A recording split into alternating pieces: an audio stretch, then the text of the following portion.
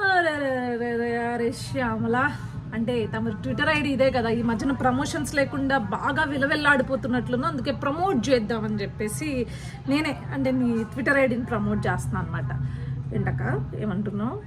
తమరికి ట్రోల్స్ చేస్తున్నారా అంటే తమను అధికార ప్రతినిధిగా ప్రకటించినప్పటి నుంచి ట్రోల్స్ చేస్తున్నారా?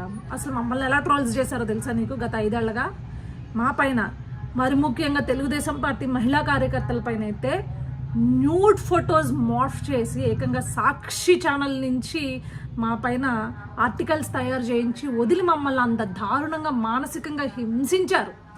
అయినా కానీ ఏ రోజు మేము బయటకు వచ్చి నీకులాగా విక్టిమ్ గాడేలే అక్క. ఎదుర్కొన్నాం, పోరాడాం. నిజంగా పోరాడే వాళ్ళు అయితే అట్లా నుంచుంటారనమాట, ఇట్లా విక్టిమ్ గాడేసుకోరు బేసిక్గా. ఇంకొకటి, నీకు పని లేకుండా చేశారా? ఒకటి మాత్రం బాగా పని లేకుండా చేశారు అని అన్నప్పుడు ఒక పాట బాగా గుర్తొస్తుంది, పాడాలి. ఆడియన్స్ బాగాలేకపోతే తిట్టుకోకండి అమ్మా. ఎవడు చేసిన కర్మ వాడనుభవించగా ఎవడు అనుభవించేదడు రామా, అదనమాట. నువ్వు చేసుకున్న కర్మ, ఇండస్ట్రీలో ఉండి న్యాయం వైపు అందరూ ఉంటే నిన్నెవడు అన్యాయం వైపు వెళ్ళి మాట్లాడమన్నాడు. ఇంకొకటి, బాలిక హత్యని రాజకీయం చేశారా? ఎవడోడు రాజకీయం చేసింది? ఇన్నాళ్ళకి ప్రజలు గుర్తొచ్చారా జగన్మోహన్ రెడ్డికి?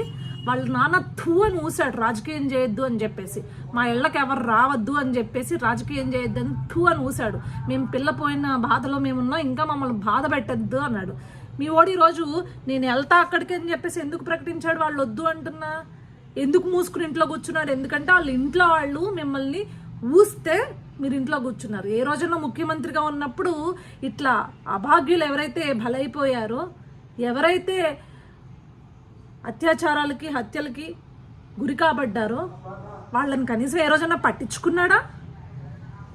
ఎంత దరిద్రుడంటే, గుంటూరులో జరిగిన ఇన్సిడెంట్, ఆ పాపని నడి రోడ్డు మీద పొడిచేస్తే గుంటూరులో జరిగిందానికి వాళ్ళ ఫ్యామిలీని తాడేపల్లి కొంపకి పిలిపించుకుని సీఎం క్యాంప్ ఆఫీస్కి పిలిపించుకుని మాట్లాడాడు. అది వాడి పరిపాలన. ఈరోజు నువ్వు వాడి తరపున వకాల్తా పుచ్చుకుని మాట్లాడుతున్నావా? రాష్ట్రంలో అత్యాచారాలు హత్యలు ఎప్పుడు హైయెస్ట్ ర్యాంక్లో నిలిచాయి? గత ప్రభుత్వం వైసీపీ పార్టీలో ఉన్నప్పుడు హైయెస్ట్ ర్యాంక్లో నిలబెట్టిన గత చరిత్ర మీది మర్చిపోతే ఎట్లా శ్యామల? అదేవిధంగా ఇంకోటి ఏదో అంటోంది,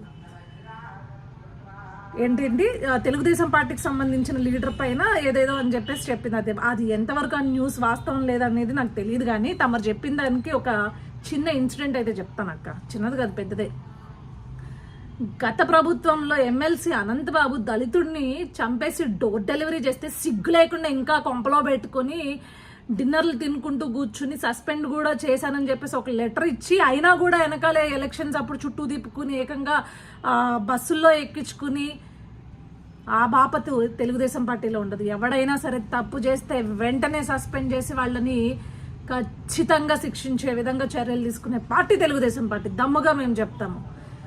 మీది కీచకులు ఉన్న పార్టీ అయితే తెలుగుదేశం పార్టీలో ఆడవాళ్ళకు భద్రత కల్పించే పార్టీ. ఒకవేళ ఎవరైనా సరే తప్పు చేస్తే వాళ్ళని ఎప్పుడు వెనకేసుకురాదు, ముందే సస్పెండ్ చేసి నువ్వు నిరూపించుకొని, పైన పడిన నిందను నిరూపించుకుని, సచ్చిలతను నిరూపించుకుంటేనే పార్టీలోకి రా అని చెప్పేసే పరిస్థితి అయితే ఉంది. అందుకే మనం చూసుకుంటే ఎమ్మెల్యే ఆదిమూలం గారిని కూడా మనం సస్పెండ్ చేయడం జరిగింది.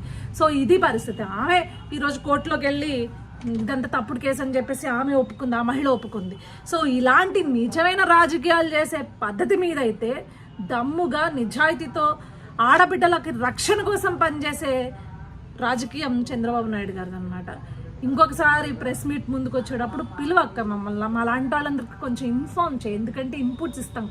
కొత్తగా పదవి కదా, పాపం కొత్త బెచ్చగాడు పొద్దెరగడు అన్నప్పుడు అస్తమాట ఒకే పాయింట్ పట్టుకుని లాగుతున్నాం. ఆ రోజు ఆ బలిదానాలకి నువ్వు మాట్లాడని దానివి, ఆడబిడ్డల బలిదానాలకి మాట్లాడని దానివి నువ్వు మాట్లాడకూడదు. ఎందుకంటే ఆ రోజు అమరావతి ఆడబిడ్డల్ని ఏ రకంగా, ఎంత దరిద్రంగా, ఎంత ఘోరంగా మీరు అపహాస్యం చేశారో, అవహేళన చేశారో, ఎంత ఘోరంగా బాధ పెట్టారో మొత్తం యావత్ రాష్ట్రం అంతా చూసింది. దాని ప్రతిఫలమే మీకు, దాని పర్యవసానమే ఇదంతా 11 సీట్లు. ఓకే, పెద్ద వచ్చి వాక్శుద్ధి ఉంది అని చెప్పేసి అడ్డమైన కూతలు కూస్తే బాగుండదు అక్క. గతం తెలుసుకుని మాట్లాడాలి. ఓకేనా? Okay, bye.